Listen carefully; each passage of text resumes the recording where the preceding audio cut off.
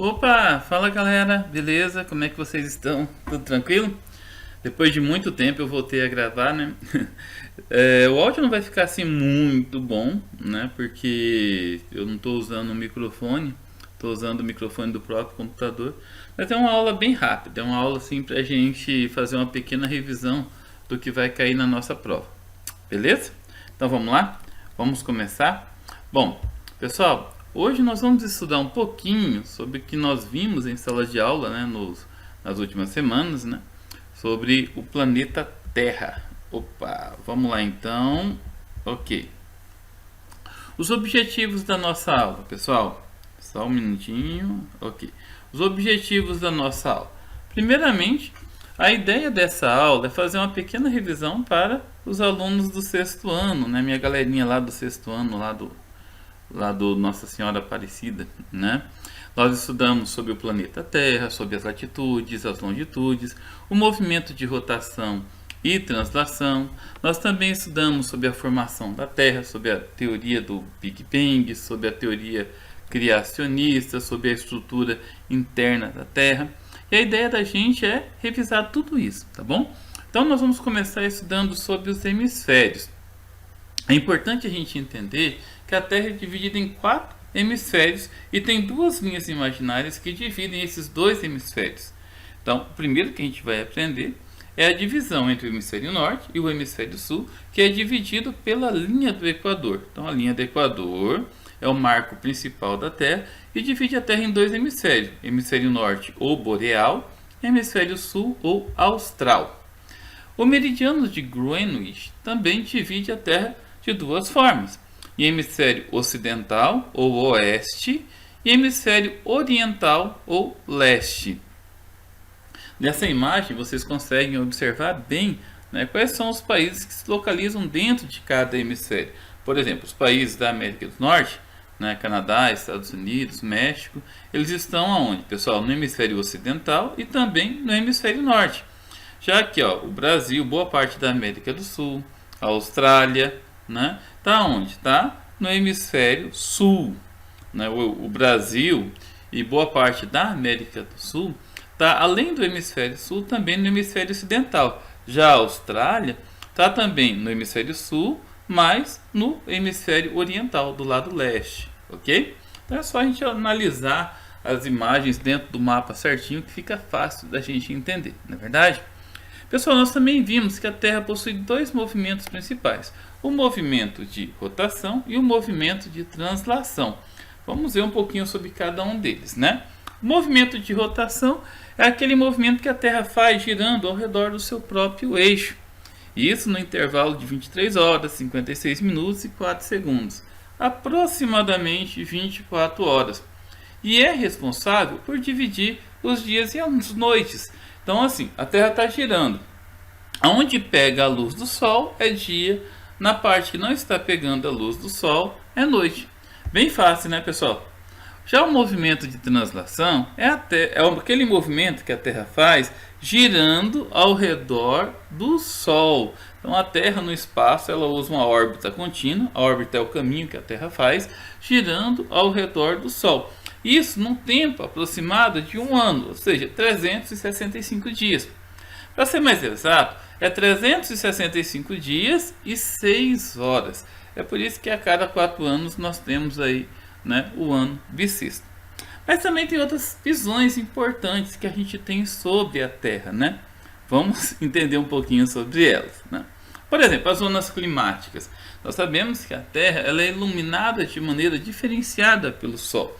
A região central da Terra, entre os dois trópicos, entre o trópico de Câncer e o trópico de Capricórnio, é chamado de zona tropical.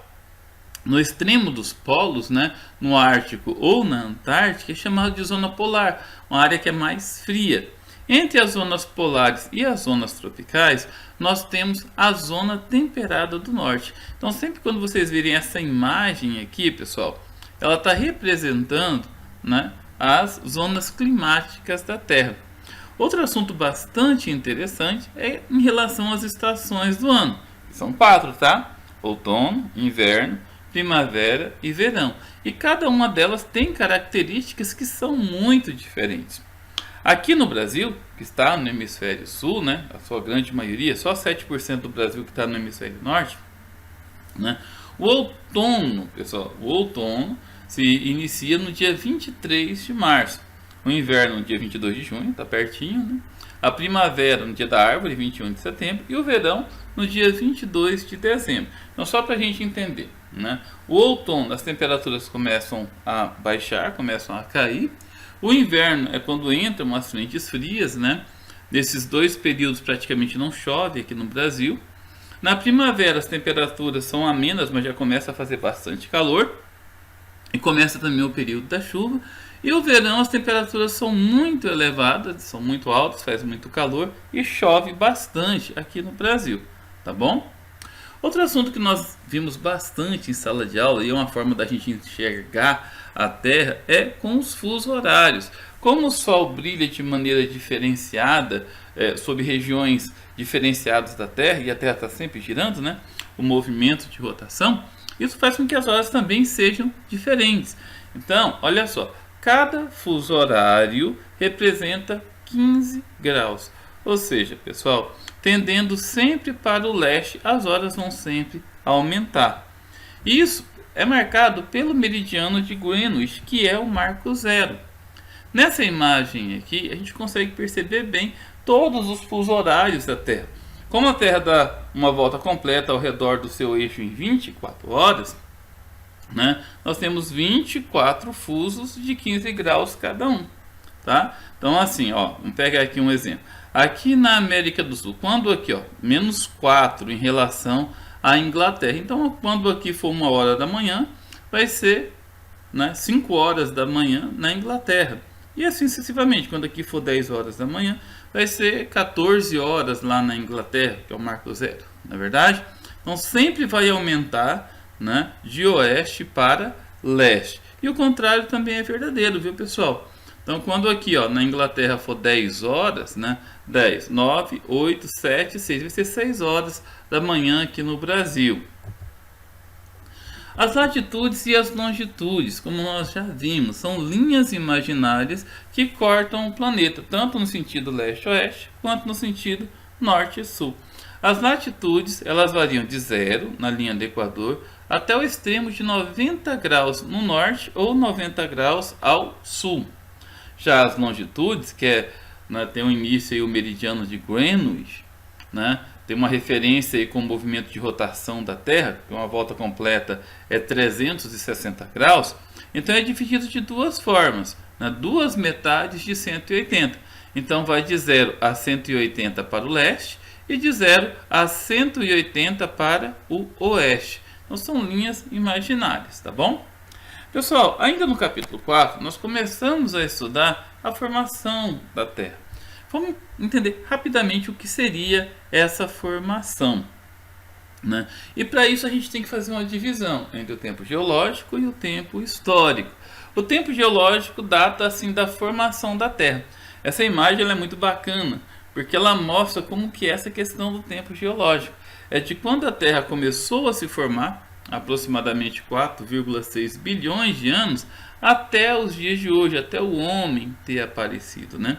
Nós passamos por vários períodos, né, várias eras, desde o pré-cambriano, passando pelo Paleozoico, pelo Mesozoico, que teve aí o período dos dinossauros, né, o Triássico, o Jurássico e o Cretáceo, até chegar hoje, né, nós estamos na Era Cenozoica, que foi quando o homem apareceu. Então o homem apareceu há pouquinho tempo, não é verdade?